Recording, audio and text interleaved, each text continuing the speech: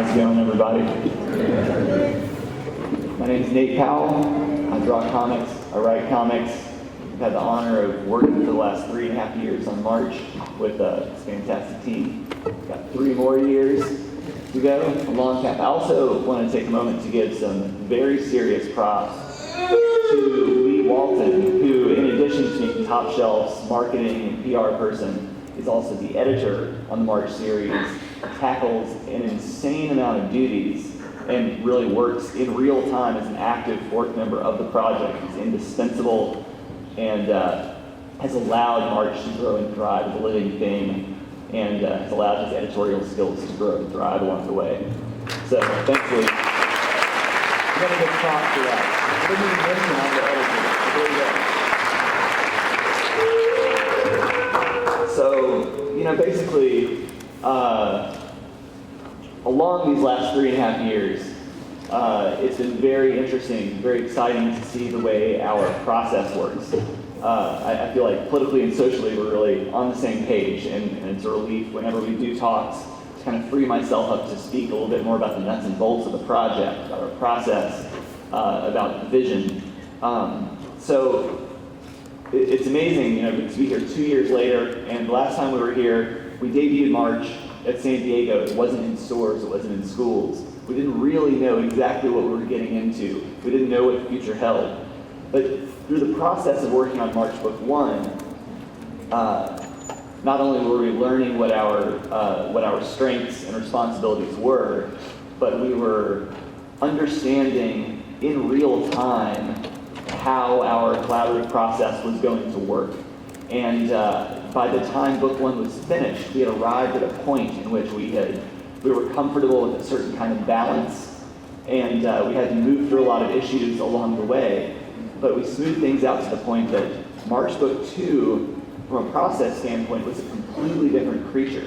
I feel like, importantly, we were able to hit the ground running, and as not only as the demands of the book as a physical entity changed, but as the demands of this account of history and this account of Congressman Lewis's personal perspective on history involved more people, involved an escalation of events, of consequences, but also a lot more accountability to that end.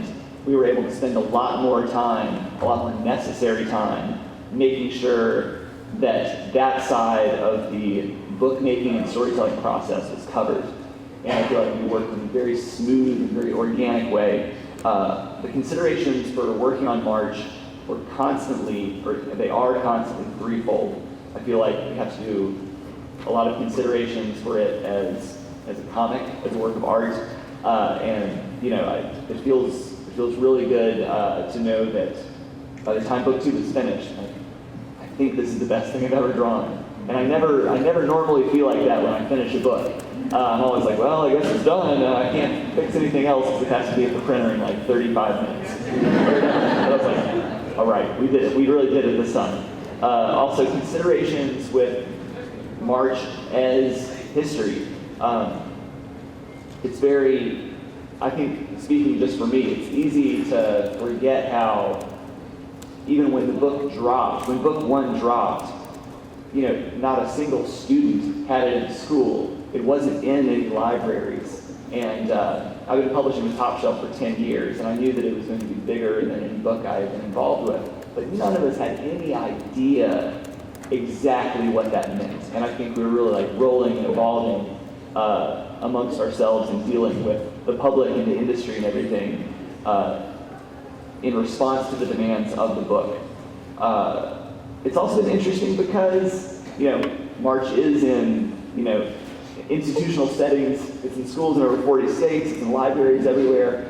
Not only does it face challenges as a book, but, once it's embedded itself in so many history classes that it's actually, we fought and worked to meet particular standards, provide teacher's guides so that it was virtually incontestable to argue that it should be, accepted as a historical document, as well as memoir, as well as a comic, as well as a work of art. There are also moments in which it's been amazing. You know, we've had chances not only to bring a couple of new things to light in the historical record, but also sort of as a challenge to the fact that people are reading this as history. We even had an opportunity or two to kind of set straight a couple of like small to medium-sized errors that we find in a couple of different historical documents or books. I don't know, we've had to have very active discussions along the way at every step there. In the same way that, you know, a story is a living thing, history itself is a living thing. It's been very exciting to see that work in real time. Now, I'm from Arkansas. I also grew up, spent my elementary school years in Montgomery, Alabama, and my family is all from northern Mississippi. I was born in the 70s, at the tail end of Generation X, and in terms of, on a personal level, the ways in which not only discussions with my family have really shifted and evolved. You know, my parents are cool, y'all.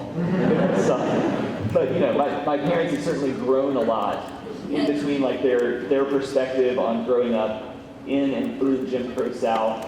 You know, from the time I was a child to now, the way we're able to discuss it and the way they reflect upon it now. But it's on a personal level, it's just been amazing since the first two books of March have come out. Book 2 just like really rocked my mom's world, especially like, you know, growing up of my generation with baby boomer, southerner, white middle class parents. I grew up with a basic working knowledge of the civil rights movement and of the segregated South, but it always came with a punctuation that it was a different time. And it kind of like snipped off any more complicated discussion of what a lot of these issues meant. It was always kind of ironing to me, like whatever they would say, then, but it was a different time. And so as I grew through my teens and my 20s, a lot of that kind of echoed as BS, you know. And what's been exciting about working on March is, while that is true, it's been a life changer just to be able to speak and work with you, Congressman, and whenever you are telling your story privately or publicly, to really feel it when you say, you want to tell me about how things haven't changed in the last 50 years or 40 years, why don't you come walk in my shoes? I hear it, I internalize it, and I know what that means now. So like, to feel my parents be able to speak now about their complicity in the Jim Crow South, even with limited awareness, you know, based on their place in life and their particular privileges they lived through in Mississippi, you know. It's been amazing on a personal and professional level. Also, you know, as a Southerner, I gotta say, like, it's kind of rocked my world this year. Like, I never thought I would see the Confederate flag actually be taken down from public institutions in my lifetime. The last couple of months have been brutal and ugly, but they've also been so inspiring and unreal in the best possible way and in the worst possible ways, you know? So as March continues to grow and build, you know, as a comic and as a form of expression and storytelling, but also as a tool for teaching and learning, it's been an exciting and very, very difficult challenge to kind of own up to the role we play in that expanding, necessary, broader conversation. As an artist, I feel like one of my roles is to look in between the lines of the script, to look for very subjective moments of nuance, doubt, terror, try to pull out emotional qualities that can't be sort of fit into the who, what, why, where, when of the moments. But most importantly, I feel like removing the level of abstraction that we have when we're kind of reckoning with history. Some of that has to do with always looking at grainy black and white footage, you know, and the way that, in some ways, that always has this mental block where it seems like a different world, even though some of this is like 10 years before I was born. And, you know, 10 years ago it was 2005. You know, that's nothing, and I understand that now as a 37-year-old, you know? But to understand that, like, these are young people. I remember what it's like to be 21. And so allowing myself to really feel myself in a young John Lewis's shoes and understand, as a reader, even as I'm drawing it, as a reader, what it means if I were 21 in your shoes, what it means to be 16 and be taking certain risks, what it means to be 6 and have certain convictions that are shaping you as you're growing and living. So I have 2 kids. One is 3.5 years old. One is just 4 months old. And when my newest little baby was just a day old and we were waiting to get out of the hospital, that was March 7th. That was the 50th anniversary of the Selma March.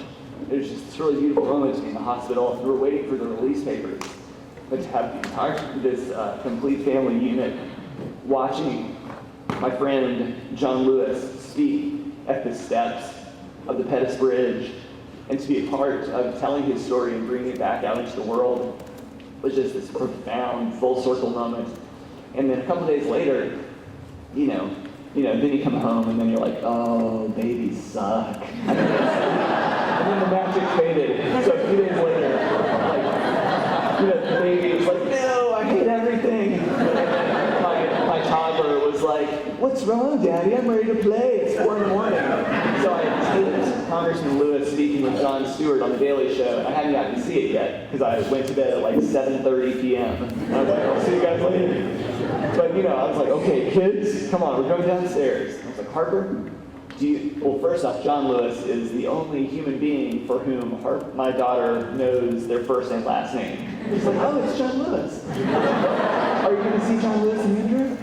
So I was like, do you want to see John Lewis talk about our book on the TV? She's like, yeah, Daddy.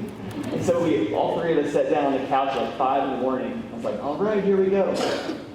And, she's grown up exposed to all these images as I'm drawing them, whether it's the evidence, the documentation, or just my pages.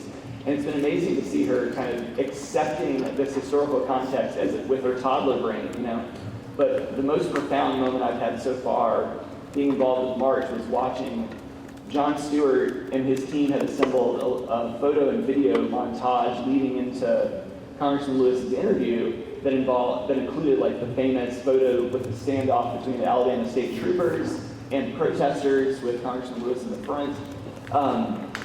And my daughter really was absorbing it, and all of a sudden, this air came over her, and with so much conviction, just in a very raw way, she was like, the policemen are being mean, keeping John Lewis and his friends from walking down the street. They're fighting John Lewis, Daddy. And she was really disturbed by this. And it really hit me hard in terms of everything is so complicated, but to be able to cut through all of the residual layers and all the complications, she was able to see straight to the heart of everything. And it was, her sense of injustice and her sense of fairness was so crystal clear. It was like a sword. And it just made everything more important than ever before. So anyway, that's all. I'm going to go continue being teary over in my chair.